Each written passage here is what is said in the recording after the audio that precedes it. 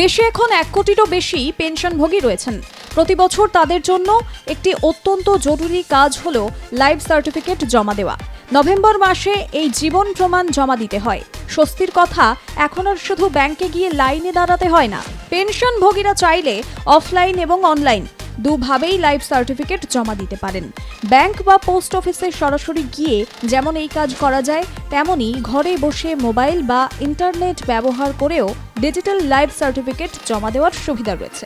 Life certificate কি, কেন দরকার, আর কিভাবে খুব সহজে বাড়িতে বসেই তা জমা দেওয়া যাবে? প্রথমেই আসি, লাইফ সার্টিফিকেট কি?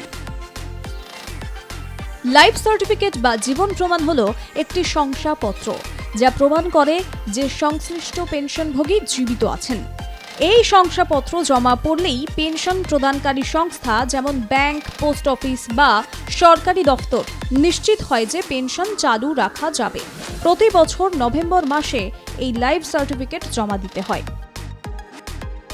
কেন এই ব্যবস্থা চালু করা হয়েছে? আগে পেনশনভোগীদের নিজে গিয়ে ব্যাংক বা পোস্ট অফিসে হাজির হয়ে ফর্ম জমা দিতে হতো। বয়স্ক মানুষ, অসুস্থ ব্যক্তি বা যাদের হাঁটা চলা করতে অসুবিধা, তাদের জন্য এটি ছিল অত্যন্ত কষ্টকর। এই সমস্যার সমাধান করতেই কেন্দ্র সরকার চালু করেছে ডিজিটাল লাইফ সার্টিফিকেট বা জীবন প্রমাণ ব্যবস্থা। এর মাধ্যমে বাড়িতে বসেই সার্টিফিকেট জমা দেওয়া যায়। লাইনে দাঁড়ানোর দরকার নেই, শারীরিক উপস্থিতির বাধ্যবাধকতা নেই। পুরো প্রক্রিয়া নিরাপদ ও অনলাইন। কি কি উপায়ে লাইফ সার্টিফিকেট জমা দেওয়া যায়? লাইফ সার্টিফিকেট জমা দেওয়ার একাধিক উপায় রয়েছে। পোস্ট অফিসের মাধ্যমে পেনশনভোগী চাইলে নিকটবর্তী পোস্ট অফিসে যেতে পারেন। প্রয়োজনে পোস্টম্যানকে বাড়িতে এসে বায়োমেট্রিক যাচাই করার অনুরোধও করা যায়। পোস্ট ইনফরমেশন অ্যাপ বা ওয়েবসাইটের মাধ্যমে। 2. ব্যাংকের মাধ্যমে। অনেক ব্যাংক শাখায় এই পরিষেবা দেওয়া হয়। সেখানে আধার ও বায়োমেট্রিক যাচাই করে লাইফ সার্টিফিকেট জমা নেওয়া হয়। 3. অনলাইনে। জীবন প্রমাণ বা UMANG এই অ্যাপ ব্যবহার করে।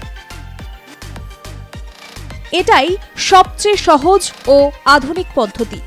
বাড়িতে বসে লাইফ সার্টিফিকেট বানানোর ধাপ। গুগল প্লে স্টোর থেকে ডাউনলোড করুন আধার ফেস আরডি অ্যাপ। এরপর অ্যাপের ভিতরে থাকা লিংক থেকে jivanpraman.government.in ওয়েবসাইটে যান। ধাপ 2, ওয়েবসাইটে ইমেল আইডি দিয়ে রেজিস্ট্রেশন করতে হবে। ইমেলে একটি ওটিপি আসবে। ওটিপি দিলেই অ্যাপ ডাউনলোড করার অনুমতি মিলবে। ধাপ 3, অ্যাপ চালু করার পরে আধার নম্বর, মোবাইল নম্বর, ইমেল আইডি দিতে হবে। এরপর একবারের জন্য অথেন্টিকেশন বা অনুমোদন সম্পন্ন হবে। এরপর শুরু হবে মুখের ছবি স্ক্যান করার ধাপ। এই সময় পর্যাপ্ত আলো থাকা খুবই জরুরি। ক্যামেরার দিকে তাকিয়ে থাকতে হবে। 2-3 বার চোখের পলক ফেলতে হবে। এই প্রক্রিয়ার মাধ্যমে আধারের সঙ্গে মুখের মিল যাচাই করা হয়। পরিচয় যাচাই সম্পন্ন হলে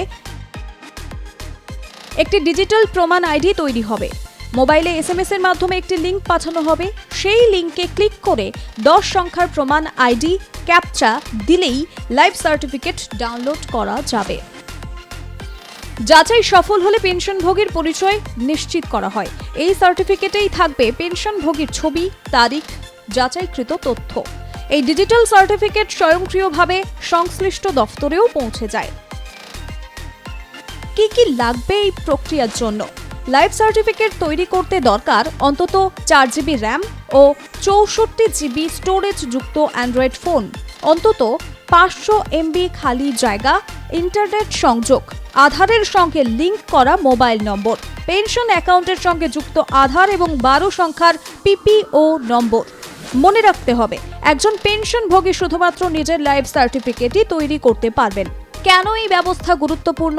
এই ডিজিটাল লাইফ সার্টিফিকেট ব্যবস্থার ফলে বয়স্কদের ভোগান্তি অনেক কমেছে। দালাল বা অতিরিক্ত ঝামেলা নেই। সময় ও অর্থ দুটোই সাশ্রয় হচ্ছে। স্বচ্ছ ও নিরাপদ পদ্ধতিতে পেনশন চালু রাখা যাচ্ছে।